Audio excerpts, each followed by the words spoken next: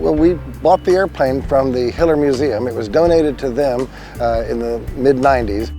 It was one of their focal points in the museum as one of their first displays.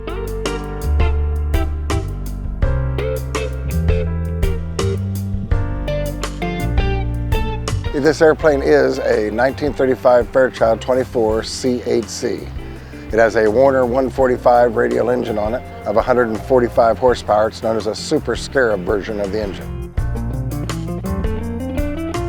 This airplane spent its whole life in California, from everything we can tell, given to Jim Rickless on his wedding day by his father-in-law.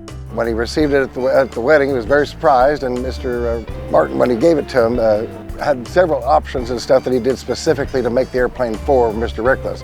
First thing was he requested custom paint for it from the Fairchild factory, and that was red and cream, which are the colors of the college that he graduated from.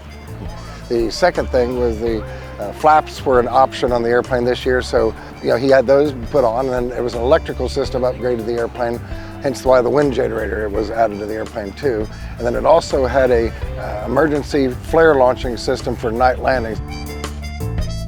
Well, he received the airplane for the wedding. He did use it for their honeymoon flight and then owned it for several years, but then it got sold. And at that point, it reappeared in San Jose, California in a barn.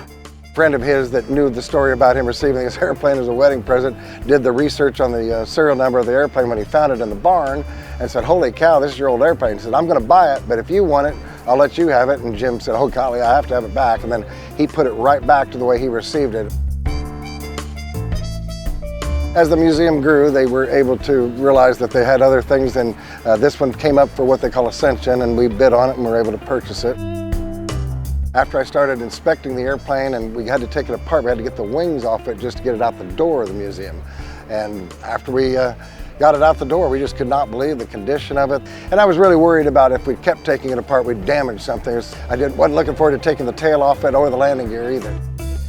I rented a T-hanger and then got the airplane there and then completed the annual inspection on the aircraft and did all new tires and valve adjustments, changed the oil, and then we did our test flying, or return to service flying, I should say, there at the San Carlos Airport.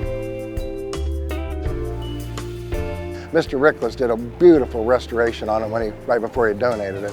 But there were other things too. He just rebuilt the engine before he donated it to the museum. And the airplane really only had about 70 hours in service and only 40 hours on this particular engine.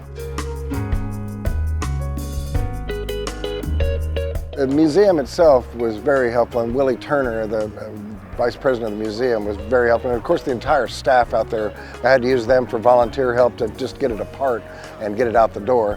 And then Brian Pyle, I have a partner on the airplane, he was the pilot for it. Just happened to be, Oshkosh was just coming up, and we thought, well, we always wanted to go and we'd love to tell the story about the airplane.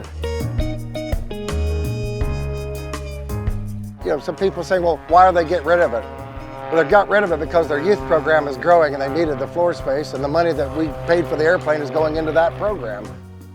How fortunate for us that they kept such good care of it, and now we can enjoy it, and we plan on flying young eagles in it. You can bet on that. It's going to go back into service doing what it should be doing.